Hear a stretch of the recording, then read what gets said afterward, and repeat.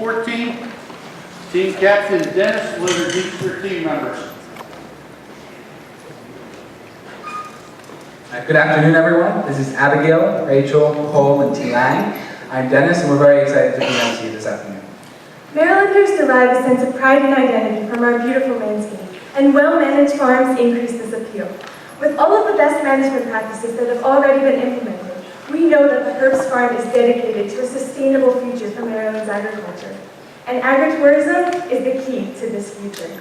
We have developed a viable plan that will help you increase this industry on your farm, as well as increasing crop yields and educational opportunities in your community. Today, we will guide you through any initial assessments that must be made. We will show you how to prioritize and implement enhancements, such as a riparian buffer. We will show you how to engage and incorporate your entire community and discuss any costs and benefits that are associated with our plan. And finally, we will show you how to reassess and adapt our plan in the future. Together, we can make agricultural sustainability and agritourism a priority on your farm.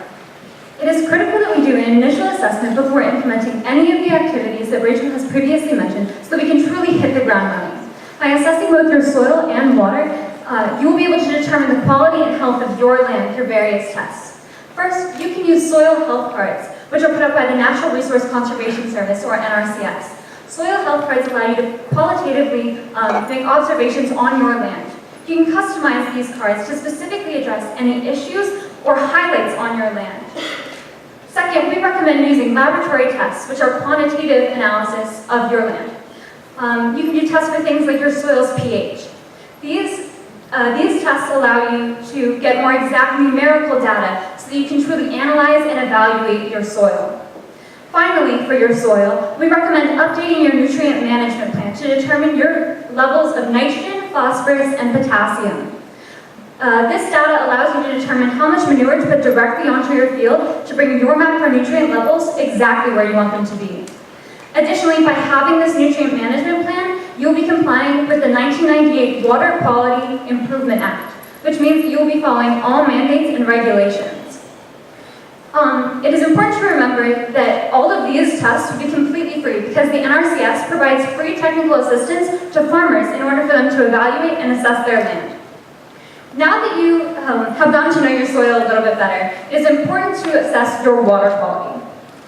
We recommend using stream bank assessments. Stream assessment tests are quick 15-minute tests, which allow you to compare your stream to pictures of other streams on a 1 to 4 scale. You can also use dissolved oxygen and nitrogen tests, and nitrate tests, which allow you to get more quantitative data on your water quality. By using all of these tests, you'll have a great idea of what your water needs and what it looks like. Finally, all of these tests will also be free through the Farm Stewardship Certification and Assessment Program, which is sponsored by the Maryland Association of Soil Conservation Districts. Our plan's first priority would be to plant a riparian buffer. Now, if you had to choose between trees or grasses to plant in your buffer, we would recommend trees. But to maximize benefits, your buffer should be planted with both trees and grasses, about 100 feet wide on either side of the stream. Your buffer should be split into 3 zones. The first zone, being closest to the stream, planted with large trees. These trees good examples of these trees would be silver maple, red maple, river birch, and black willow. These trees will provide shade and stabilization to your stream, which will lower water temperatures, increasing dissolved oxygen, and improving fish habitat. Also, any mass produced by these trees will provide food for wildlife. Additionally, snags and cabbage trees in this area will provide wildlife with habitat, as well as any pollinators that you want to attract to your farm. In fact, 30% of pollinators are cavity nesters, according to researchers at the University of Maryland. The second zone should be planted farther from the stream with understory trees and shrubs, such as flowering dogwood, redbud, and spice bush, which deer do not like to eat. These trees will absorb nutrients such as nitrogen and phosphorus, as well as recharge your groundwater system, kind of like a giant sponge. Additionally, in the future, these trees in this zone will be able to be harvested with proper silvicultural techniques and sold for a profit. The third zone should be planted farthest from the stream with native grasses and wildflowers such as goldenrod, milkweed, and sunflowers. These flowers and grasses will be able to trap sediment, reducing any runoff from your farm. Also, these flowers can provide great breeding spots and habitat for your pollinators. Lastly, your riparian buffer will be planted with early, mid, and late-stage blooming plants, which will provide your farm with benefits throughout the entire blooming season. So now that we have addressed our top priority in your exciting plan to enhance your farm, we can begin to address our second priority, which is the building you would like to construct, or as we have endearingly titled it, the Herbst Educational Center. But first, you have to construct this facility. So we recommend placing it as close as possible to your creamery in order to maximize profits. But we are awaiting the results from your land and soil assessment because it's very important that this building be placed on an area of low erodibility and one that is not prone to flooding.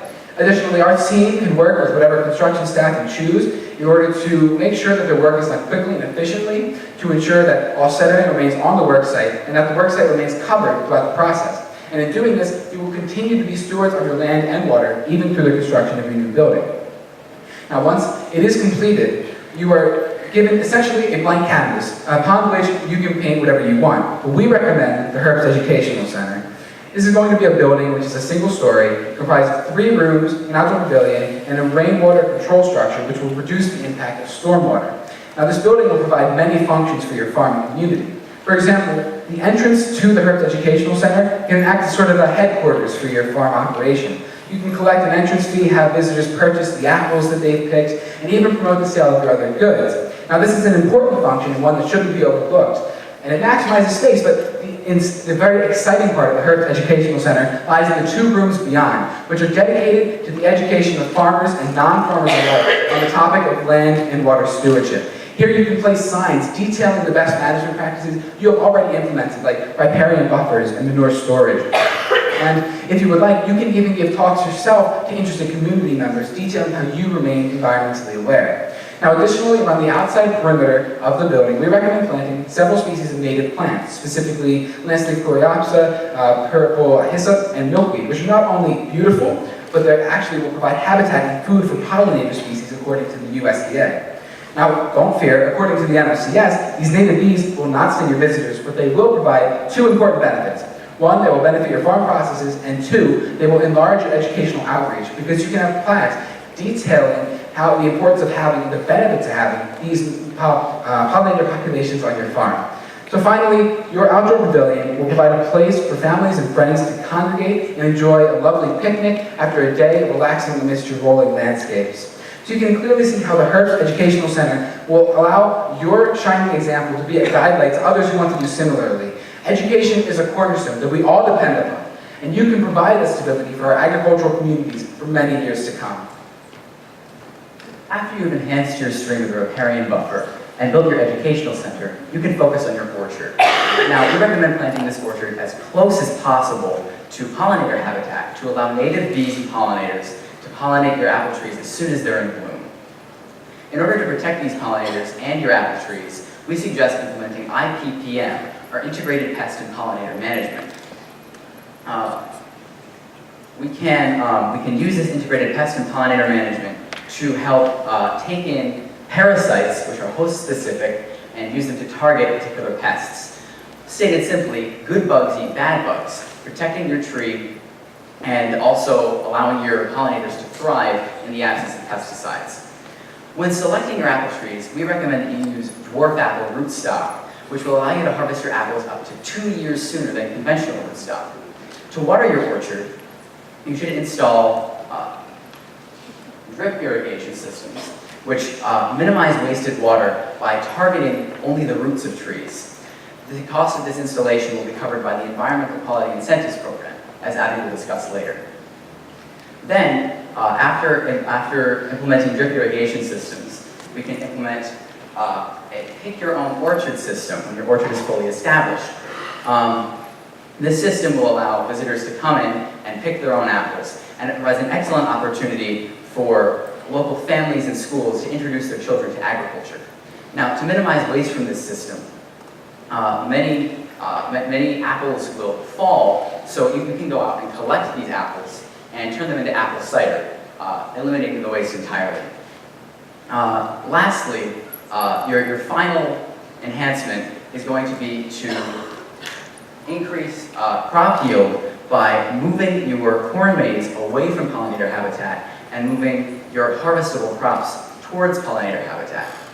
Now, we recommend doing this because the pollinators will help pollinate the crops, but the corn cannot be harvested. According to researchers at the University of Maryland, this technique can help increase crop yields by up to 20%. Now, this corn can't be harvested, so clearly at the end of the growing season it will simply die. In order to minimize this waste, we suggest that you feed your corn to cattle, eliminating the need to eat into your current harvestable corn stock and maximizing the availability of sellable crops. Now, by prioritizing your enhancements according to our plan, you will ensure the long-term economic and environmental sustainability of your farm. We have organized these enhancements in order to benefit your farm economically and environmentally, but it is also important to keep in mind what your farm can do for the rest of your community. One of our top priorities is the creation of a family-oriented education center so that local families can come and spend a day on the farm. In the morning, parents and children can tour the Ed Center and learn about the best management practices that are on your farm that help your farm become more sustainable. Then, for a small fee, they can take a wagon ride up to the orchard and spend some time apple picking. Then they'll come back and picnic on the pavilion, munching on some crunchy, fresh apples. Not to mention that the corn maze that you already have, as well as the larger corn maze in the future, will provide a fun afternoon activity for children. By implementing all of these things, this is clearly a family-oriented way that you can engage your entire community with not just working with each other, but also getting them onto the land where their food is grown. You will also be educating adults and children at the same time about the importance of sustainability, and this will ensure environmental justice for generations to come. Now, in order to get the word out about these new enhancements, we recommend putting posters and informational signs all around the town, as well as utilizing social media to connect with the youth, because the sooner we start this discussion about sustainability, the better. Also, finally, once people have tasted your food, they will not be able to get enough. And so we recommend selling at least a portion of your produce to local farmers markets. Not only will people be coming to your farm, but you will also be bringing your produce out to them. As you can see, our plan provides a variety of ways that you can unify your community and bring it all together. Now that we've thoroughly discussed our plan, you may be wondering, how much will this all cost? It is important to remember that the cost of doing nothing is actually much greater than the cost of implementing simple practices like your corn maze and even your education building. Additionally, remember that this is a long-term investment and that over time the benefits will far outweigh the costs.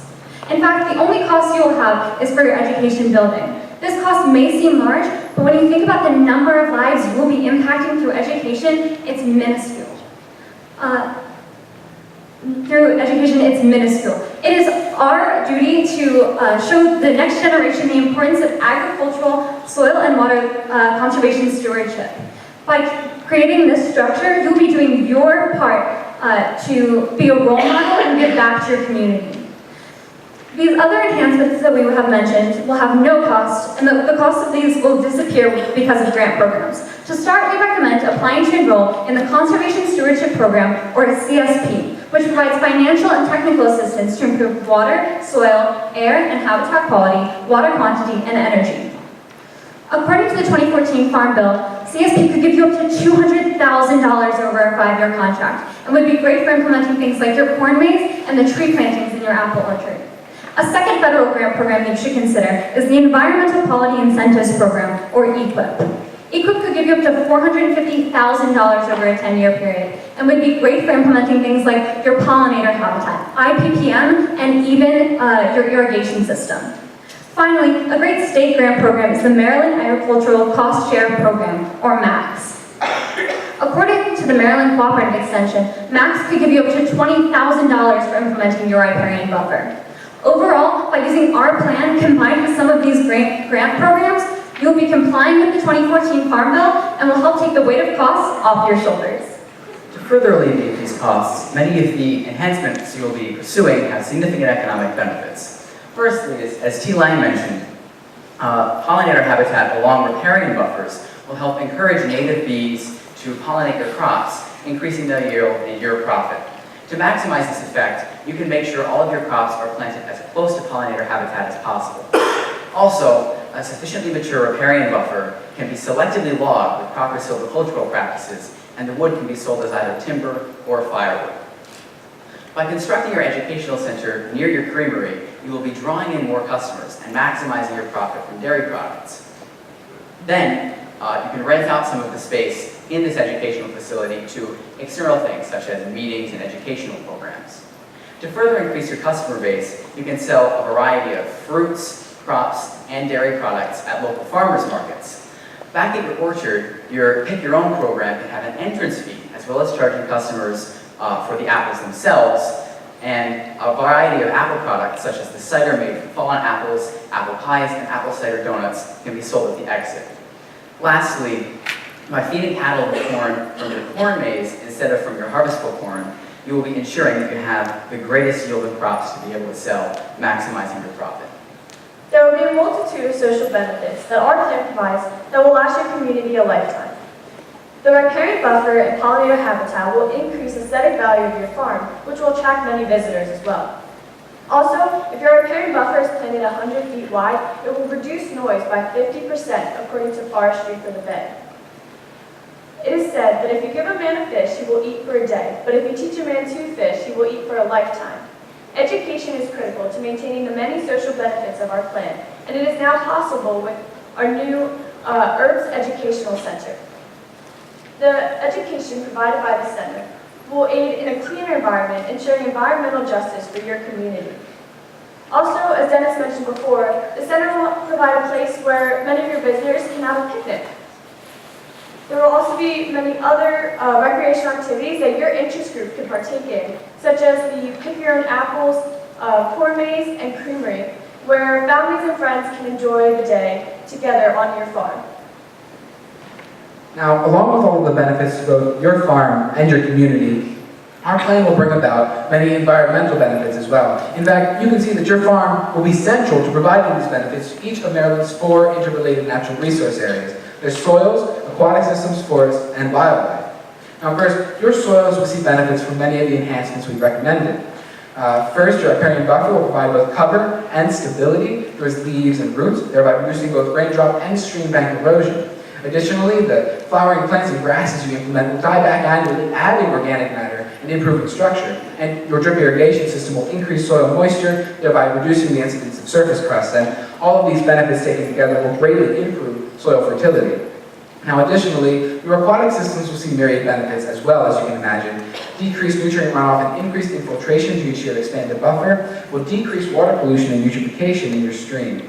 And the shade from the trees that you have planted will keep water temperatures low, maintaining high dissolved oxygen levels in your stream as well. And it's important to remember that the roots from the trees are stabilizing the stream banks, reducing erosion and therefore sedimentation and turbidity.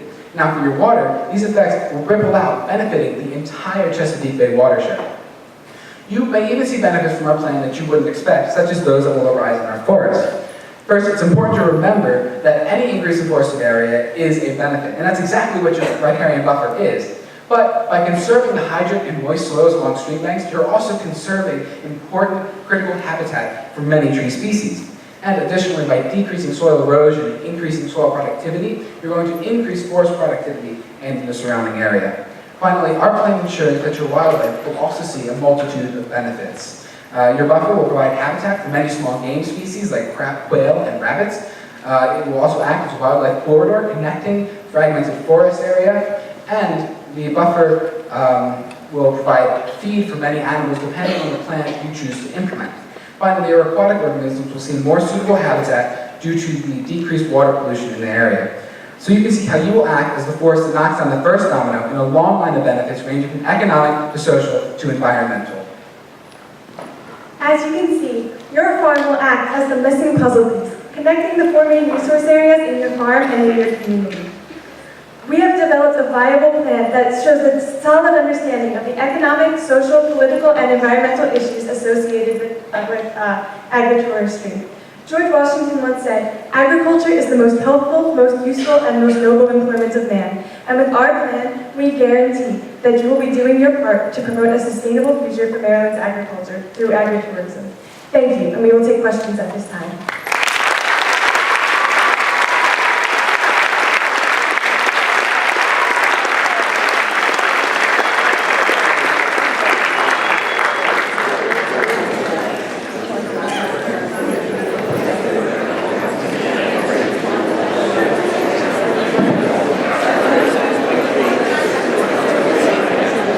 If you could have one little piece of information to help you make your decision, what would it have been? So if the information that we're really missing at this point is the initial assessment that Abby described originally. So that includes testing your soil and water quality to determine the extent of your issue, if there is an issue, where and how we need to implement the enhancements that you have discussed wanting to implement.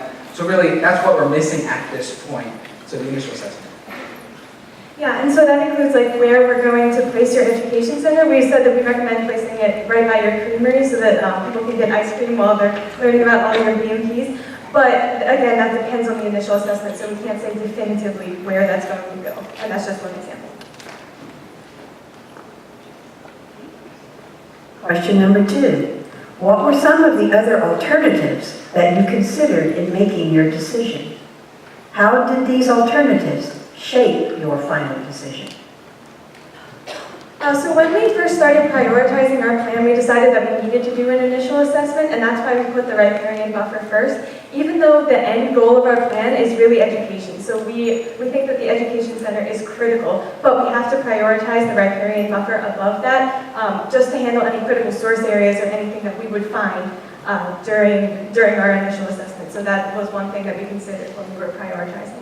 Also, your riparian buffer will provide benefits right away in your stream, and also reducing runoff because of the grasses that can quickly grow. Additionally, we've decided to prioritize our orchard lower than our building, and that's because the orchard is a long-term investment. Even though using dwarfing apple rootstock will allow you to get yield up to 2 years sooner than conventional rootstock, it still takes about 3 years to really see any apples growing. So we don't want you to start sinking all of your energy and resources into something which is going to take 3 or 4 years to yield you any profit. So we decided to put things which will show sooner benefits like riparian buffers and an educational building above that.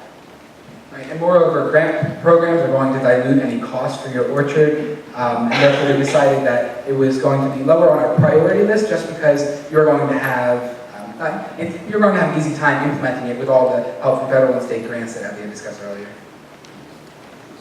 Yeah, as Abby mentioned, the building is really the main cost. All of the grants cover most of the other costs, and you can also use volunteer labor to plant the riparian buffer.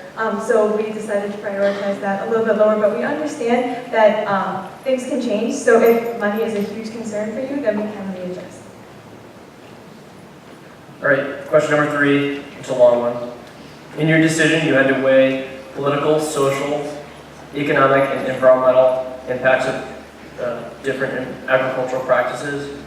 Which one do you feel was the most and least important in your final decision, and why? So originally we discussed the economic benefit, or the economic necessity first, but then we realized how much money the grant programs would, and how many of your enhancements they would cover. So we decided that our true need was an environmental benefit. So that's why we went with our riparian buffer. I think that our lowest priority was probably the political one, because your farm is doing such a great job with all of the best management practices that you already have on your land. So you're already meeting that farm bill requirement. You're already complying with the mandates, the regulations. It sort of just faded into the background because you're already doing such a great job with that land. Yeah, and it's not that the political is any less important than the other ones. It was just that when we were creating this plan, we didn't have to focus on it because so many of the things that you were already doing already puts you in that pool. How would you market the new enhancements on your farm, and who would be your target for these enhancements? So Rachel discussed earlier, we have a slew of methods that we can use to contact people, notably social media, email, and signs throughout the nearby town. The signs will cover your community that's nearby and is more face-to-face, but the social media will allow you to reach a younger generation, as well as reach out to a broader area and broader array of people. So those are some ways that we decided upon. Additionally, as well as sort of marketing things to the community, what we can do is for our educational facility, and in a process of marketing it to the community before it's built, we can also do fundraising for it. So that's one of our outstanding costs. What we can do is we can eliminate that cost by going out and getting people to donate to it and get excited about it, get the community really to look forward to this new educational facility that we're building, and then get them to donate, and that'll help alleviate the cost a little bit. These donations for that building could even come in the way of like bricks with names of loved ones, friends, people who have passed, who you want to remember and who really pursued education maybe. So to have your family or a friend on something that benefits the community is something important, and you might want to come and visit and see that so you saw just how much your donation meant and is helping to impact your community. And on a totally different note, as you go out to farmers markets and start promoting your own produce, that will also get your name out there to other people so that they know, maybe you could have some flyers next to your apple stand or something like that, so that they know where you are and what you do. Okay, what other costs did you need to consider in implementing the enhancements to the farm? So we considered a couple other benefits, or a couple other costs, that weren't listed, largely because they're covered by grant programs. The first one that comes to mind is your drip irrigation system, which would be expensive if it wasn't for EQIP, which will reduce costs greatly. I have heard reports of people only paying about 30% of enhancements such as those you're implementing, which is essentially nothing in terms of your farm's revenue and where your costs are going. So we considered drip irrigation and a couple other costs that are going to be covered in grant programs, and they weren't addressed that were in our presentation. Additionally, when you're applying to these grant programs, they're really good about having annual applications that you can apply to their grant program and then have things within that year happen. Additionally, one of the programs that I talked about earlier is the Farm Stewardship Certification and Assessment Program, which has people come out to your land, help you assess your farm, and even fill out the Conservation Stewardship Program application. So if you're thinking, how am I going to get through this application? They have people to do it for free. So you can get right on those grant programs, get immediate money, and it would be really easy to implement some of these things that we mentioned, the corn maze, some of the riparian buffer, things like that. Yeah, and I think Tilly mentioned this a little bit earlier, but for things like the riparian buffers, you can have community days where people come to your farm and help plant your riparian buffer as a volunteer activity, which will not only give you a riparian buffer, but it'll also bring your community closer together by introducing people. Maybe, some people live right down the street and you never meet them. So it'll get people onto your farm, knowing where you are and connecting in the community. No further questions, judges? Give him a hand.